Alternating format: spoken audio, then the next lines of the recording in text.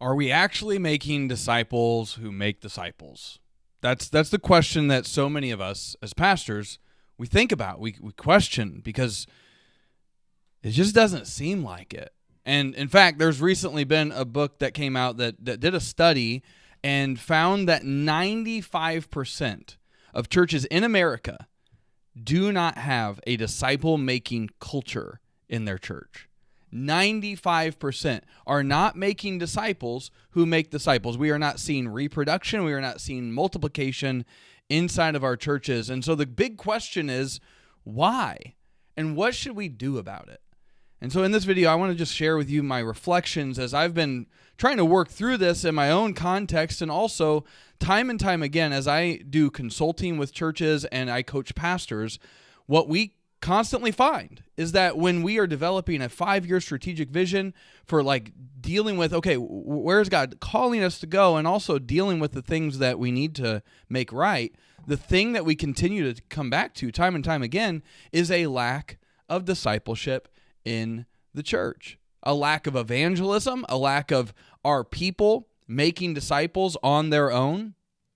How many times, right, have we had the kind of pressure, somebody invites their friend to church and they expect you, the pastor, to lead their friend to Jesus. Like, hey, I got him here, right? I got the alley-oop. You need to dunk the ball. I passed the ball. You need to dunk it. But isn't your desire, this is mine, isn't your desire to have more and more people in your church be the kinds of people who can lead their friends to Jesus, to disciple them to Jesus, and then disciple them as they follow Jesus, right? Like that's the desire. And so the question is, what can we do about it?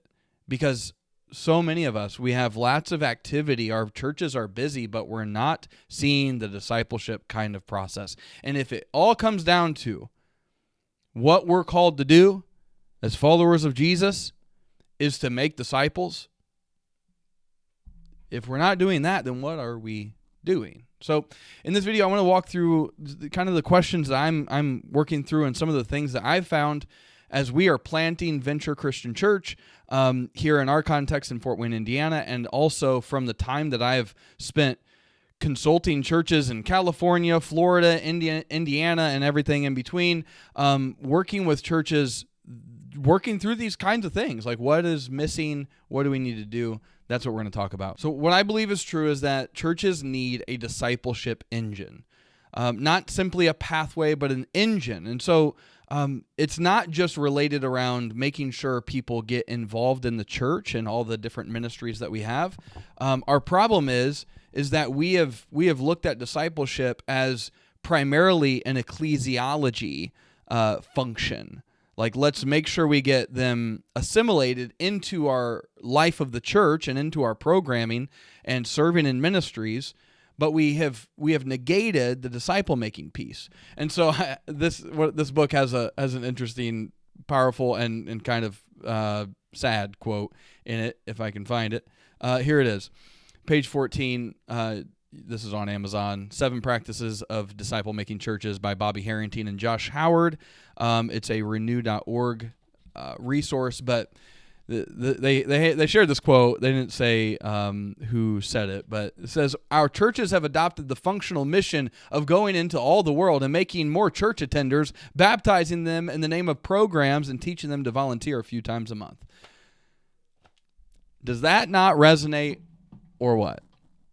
And so what do we do as pastors? Well, I think the fundamental thing is a discipleship engine has 3 pieces to it, really 4. Okay, so just real quick, how engines work. In an internal combustion engine, you need 3 things to make it work. You need spark, you need air, and you need fuel.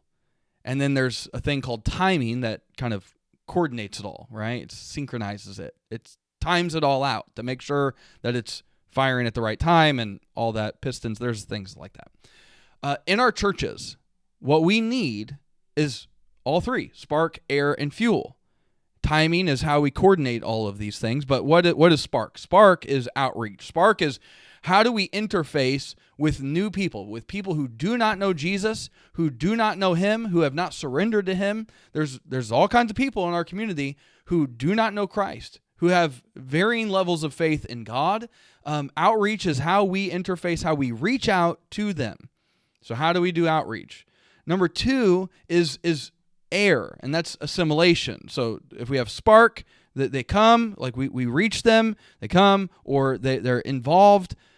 Assimilation is air, and then fuel is discipleship. Primarily what I want to talk about today is outreach and discipleship. Assimilation is also included in this, but we got to make sure that we are doing outreach. One of the most practical things that we are doing at Venture, the church that we're planting in Fort Wayne, Indiana, is, we're in the pre-launch phase still. We're building toward a fall launch this year, but one of the things that I came across recently, it was like 2 years ago, it wasn't very recent, came across this strategy by an organization called Church Candy. And they were leveraging the power of social media to create in-person connection. They were running these, and they showed this strategy, and I'm like, that is brilliant. It's called Coffee with the Pastor ads. That's all. So you basically run Facebook, Instagram advertisements on Meta, on those platforms, and simply invite people to coffee. So the way a lot of these videos work is like, it's just face the camera, and you say something like, hey, city, your city. So for me, it's, hey, Fort Wayne, have you ever had questions about God, about life, about purpose, and maybe you just never had anybody to talk to about those things? Well, my name is Brandon. We're starting a new church in Fort Wayne called Venture, and I would genuinely love to meet you, to just give you some space to kind of talk through and process what it is that is on your heart. And by the way, no agenda, just really, genuinely, just a conversation. Would love to buy you coffee. So if you're interested, then click below and I'll get in touch and we'll set it up. So it's something like that.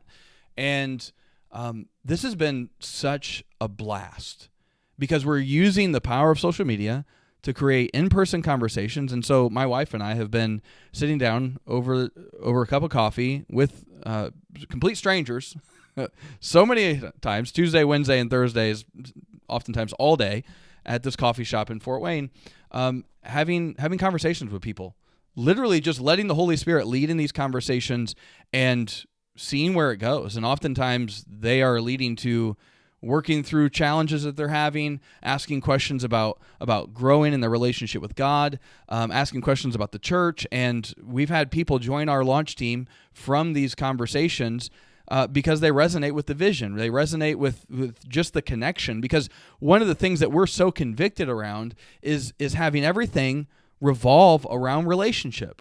And so how many of our churches have relational disciple making built in, especially into the outreach? Not simply just doing events, but making sure that if you do an event, you're doing that event so that you can create relational connection with people, because that's what it's all about, right? You can't make a disciple if you have no relationship. That's not how that works. And so that's one of the strategies we're using, and it's been so cool to have conversations with complete strangers. This is one of the most practical things that you as a pastor can do. If you find yourself not in disciple-making relationships, then start there. And by the way, if you go to churchcandy.com and you jump in with them, make sure you tell them that Brandon Kelly sent you, because if I, send 3 people there, I'll get the service for free, and then you can do the same thing with people that you know. But that's not why I'm telling you about it. I would tell you about it even if it had no incentive for me personally, because I believe so deeply in this being the spark that oftentimes a church needs for their pastors to lead from the front in having conversations with people who do not know Jesus as their king. So outreach, just a very practical thing. You could also just make sure that you get out of the office, man. Like, one of the biggest challenges for us as pastors is being around lost people, because we can easily fill our time with being around church people, right? So get out in coffee shops. I'm not even planning on having an office space except for my home office, but I'll be working out and about. And by the way, when we launch, so if you're thinking about this, well, Brandon, I'm not in the church planting season. Well, that's fine. When we launch, I'm still planning on dedicating a day where I'm spending time with people over coffee and meeting people from the community just through that. So it's likely going to be Tuesdays or Wednesdays. and I'll have to just work my sermon stuff around that. But my goal with planting this church is not to have the same kind of rote routine as I used to. Instead, I want to have more and more of my time going to relationships and conversations and disciple-making opportunities. So, more on that in a minute. One of the things that I want to show you is on the screen here, you can see our vision frame for Venture. So it's got our mission, our values, our strategy, and our measures. Our wording on our mission statement is very intentional to make sure that people understand that everyone plays a part in this mission that we have as a church. It's not just for the leadership. It's not just for the super Christians or the super outgoing people, but you and I, every single person, from the person who just got started in the church to the person who's been there forever, their mission is the same mission as the church. We share this together.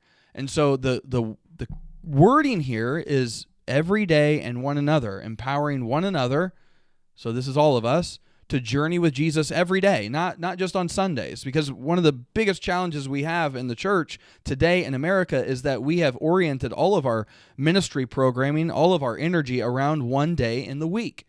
And that's just not going to be conducive for making sure that we're making disciples who make disciples. It doesn't often happen at a Sunday service. We have to do something beyond that. So that goes to our strategy. Our strategy, worship, that's Sundays, groups, that's the small groups.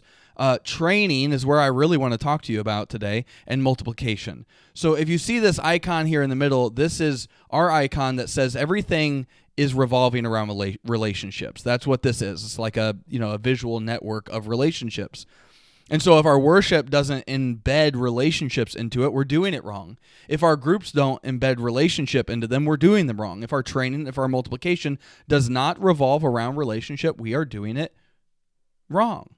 And so what this means is, for us, this is the thing that I've been trying to figure out, to crack the nut on. Because here's my issue, right? So my conviction is I want to do discipleship in the same way Jesus did it. Jesus had the crowds. This is simplistic, right? So it's more than this, but he had the crowds that he ministered to. He taught, he healed, he worked with the crowds.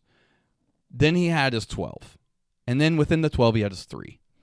And so I was thinking about this, like, what does it look like for us as a church and as an individual to make disciples, to multiply? Because the dream is that every person in your church, as they surrender to Jesus, they learn, they're trained to become a disciple maker who multiplies themselves. They multiply people who follow Jesus because they are a maker of disciples. They are a disciple-making disciple. Okay, so that a lot of us, we have this wording, but do we actually have a way that we actually do this? So multiplication. Can a worship service multiply? Yes, but it requires a lot of coordination. It doesn't just happen organically, right? A group, a small group. I love small groups. I've got a specific way we do small groups. I advocate for them. I think they're very important. But what oftentimes happens with small groups is that they are oriented around fellowship and relationship, but relationship in the sense of fellowship. Oftentimes, it's difficult to get a small group to live on mission together, and for them to be the main vehicle for multiplication to happen. And also, can a small group multiply? Yes, it can reproduce, but it requires a lot of coordination. And so it's not as fluid, it's not as efficient, it's not as natural. And what we want is to create a movement where multiplication is happening even when we don't know about it. Okay, that's the goal.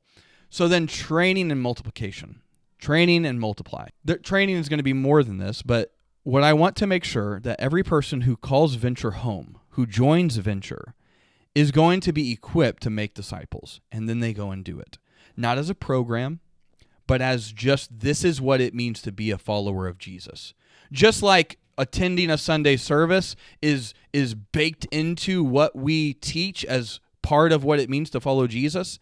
We surrender to him, right? We orient our behavior and our obedience around Jesus. That's all true, right? We want people to read the Bible. We want people to pray. We want people to live in relationship with others. Like, all these things are what we try and teach people in terms of defining what it means to follow Jesus. Well, also, as what it means to follow Jesus, I want to make sure our people understand that part of following Jesus is always having a Timothy you're pouring into, is always having a Paul that you're being poured into by, and always having a Barnabas that you're running with, okay? And so what does this practically look like? So we've come down to the space where we do multiplication, I am convinced, is in that 3.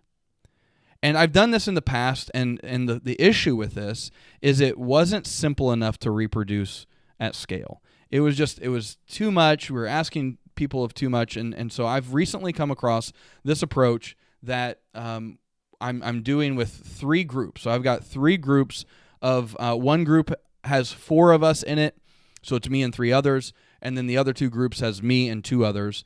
And so I'm doing this on a weekly basis, and so I want to just kind of break it down for you. This comes from a group called Planting the Gospel.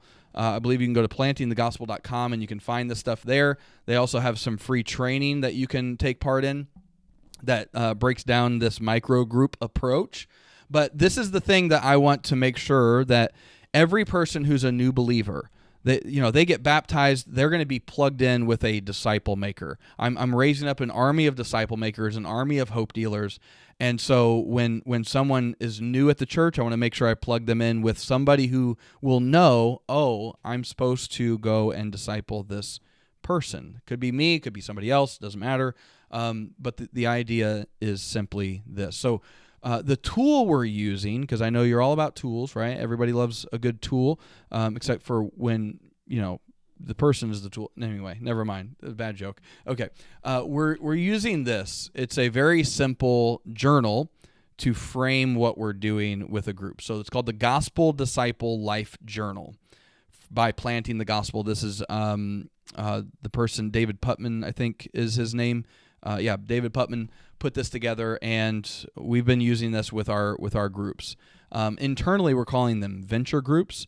They refer to them as micro groups. It's just simply a group of 3 or 4 who get together. And so here's what this is. It's so simple. It's brilliant. We just read a chapter of the Gospels each day, 5 a week. So there's some built-in flexibility, and then we get together once a week. And so I'm getting together with these guys in the mornings, Tuesday, Wednesday, and Thursday. Like I said, I got 3 different groups, and this journal gives a good framing for what they're, reflecting on as they read. Literally, these questions inside this journal are short enough or simple enough that you just have 1 sentence per question, write it out, and respond. And what I love about this is it gets people instantly thinking about who they can be discipling next. And so we're simply reading through the Gospels, not other passages, not other books, just the 4 Gospels. Start with Mark because it's fast-paced, get them some momentum, and then we're diving in. And so then when we get together for an hour once a week, we're talking about what is Jesus saying to you, because what we're doing is we're giving them the posture of, when you're reading the Gospels, you're reading them as if you are one of the disciples following Jesus and watching him do what he was doing, hearing him say what he was saying, and witnessing his work and ministry. And you're asking the question, what is Jesus saying to me each and every day? What is Jesus saying to me? What was the key passage? What is Jesus saying to me? And we're letting the Holy Spirit be the teacher. So when we get together for an hour, it's not a class. It's not really even a study. It's reflecting on what God was doing throughout the week in their lives. And so then we're talking about it, and we're holding each other accountable. What is Jesus saying to you? What are you going to do about it? And so all these questions are in here. It's very simple. It's very reproducible. I love these journals. Price-wise, it's $9.99 for one of them. It's very low cost to get into it. But for us, this is how I'm thinking of this, is because the goal for me is to make disciples who make disciples. That I am so convinced that this needs to be where I spend my time and energy. I don't want to just feed the Sunday machine and call it we had a good service, right? And I know that's not your heart either. But so many times when we have all kinds of other things taking precedence over our commitment to making disciples, we feel like a rat in the wheel. And so I'm just convinced that this needs to be the shift we all make, because your people will not be making disciples if you're not yourself. And so this includes making disciple makers out of people who are brand new, they don't know Jesus, and also making disciple makers out of the people who are in your church. Because if you think about the people in your church, how many of them are making disciples on their own? And if it's not a lot, and if it's not you, and if it's not your leadership, then we've got some work to do, right? And so all we need is, discipleship doesn't have to be complicated.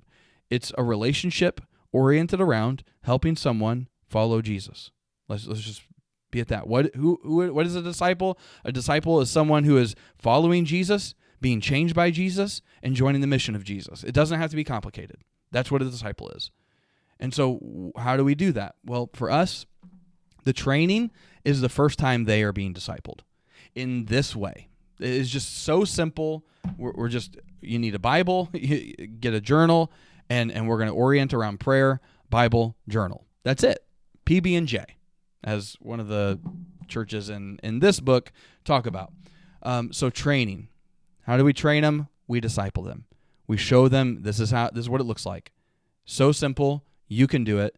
So simple, you've already got people in mind that God's put on your heart to go do this with. Because when you invite someone to say, hey, would you be willing to read about the life of Jesus with me and get together once a week? A lot of people would be willing to say yes. And then multiplication happens when the people you disciple go and disciple someone else. And so my prayer and my dream is that we hit 4th and 5th generations of disciple makers, that I disciple a group of people, and then they go and disciple a group of people, and then they go and disciple a group of people, and then they grow and disciple a group of people, and then so on and so forth and so on and so forth. And you can see how that will spread and change the dynamic not only of your church but of your community. So regardless of whether you use this or some other tool, like, it doesn't matter. My biggest thing on this is it requires you and me to change what we spend our time on, to change what we focus on. Because if your calendar does not show appointments with people you are discipling relationally, not just teaching a class, not just spending another 10 hours working on a Bible study, or spending another 10 hours on the sermon, making sure it's all perfect. Guys, if we are not making disciples, we are utterly failing at what we're called to do. And so that's just my complete conviction on it. And when I go and consult with churches and we're working on a strategic vision, and they're struggling with growth, they're struggling with getting people in leadership positions, it's because they have a discipleship problem. And according to this study, 95% of churches in America do not have a disciple-making culture baked into their church. And so we wonder why 60 to 85% of churches are either plateaued or declining. Could it be it's just that? Could it be that we've gotten so programmatic focused, so Sunday oriented, that we forgot the most fundamental thing that we were called to do, and that is to make disciples? I think so. And so we need to spend the time evaluating what is our church doing? What are the activities we're like focused on? What, for us as pastors, what is the time that we are spending? Like, where does that go? And are we willing to make the hard choices and say, hey guys, I'm not going to be able to continue focusing on this? And are you going to raise the bar in your staff? Are you going to raise the bar in your leadership team to say, at this church, if you're going to be in leadership, you're going to be a disciple maker? And you just draw that line in the sand and say, we're going to figure this out. We're going to figure out what it looks like. But at the end of the day, if we're not doing this, we are utterly failing. And so that's where I'm at in terms of what I'm trying to do. And it's still, work in progress. But man, it's so cool seeing these guys that I'm discipling, seeing how excited they are about doing this with somebody else. And the brilliant thing is with this is that it encourages you to invite one person into this. And then once they say yes, you challenge them and you encourage them to pray about and think about one person they can invite into it. And oftentimes, and then they make the invitations, them. And what happens is that next person is not someone you necessarily know oftentimes. Instead, it's someone you're making a brand new connection with, somebody that they knew but you didn't. And you can see how this starts to spread, not just in your church but beyond it. And so if your church and your heart is for disciple making, then I think these are the kinds of things I would encourage you to be thinking about. Outreach. Are you interfacing with people who are lost? And man, what a great way to orient your marketing budget toward outreach and use social media ads to create in-person conversations. And then when you're having those conversations, what are you inviting them into? Invite them into a disciple-making relationship. Invite them into your church, all that stuff, yes, as well. But be about the work. Be about the work of sitting across the table and helping them grow as someone who pours into other people, because that's what we're called to do. So if you've been feeling like, you know what, I need to break the Sunday to Sunday cycle, I feel like I'm just going from Sunday to Sunday and I'm not leading well overall and I'm not making time for the right things like discipleship, then go to preachandlead.com/steps, and I've got a free guide for you to grab there. It's 3 steps intentional pastors can use to lead their church to health, so that you can have the blueprint to break the Sunday to Sunday cycle and lead with clarity and lead your team and your church toward disciple-making impact. This requires energy and time, and it's worth it. It's worth it for us to reorient our churches, not around Sunday services. Those are good and those are worth it, but orient them around the ultimate goal. Is not how many we had in attendance or how many people just came to our programming, but the ultimate goal is how many people are making disciples. That's when we see impact. So preachandlead.com/steps, you can grab that there. And I also will leave some links in the description of like people, church candy, planting the gospel, some of these tools that I mentioned in this video. But I really want to start having these conversations. So if you've been thinking about this and if you've been seeing fruit from your disciple-making efforts, I would love to hear from you. If you've been facing challenges, then let me know. It's also, when you go to preachandlead.com/steps, it's going to give you an opportunity to jump on a call with me. I would be happy to talk through things and see if coaching would be right for you or consulting would be right for you. Either way, I want us to be doing the work that we're called to do. And if I can help in any kind of way, I would love to help you do that. So with all that, be sure to go check that out, preachandlead.com/steps. And YouTube wants you to watch this video, thinks that you would enjoy that. So check that out. I don't know what video it is, but it's going to be a good one, I think. Yeah, go there. And I'll see you in the next video. Peace.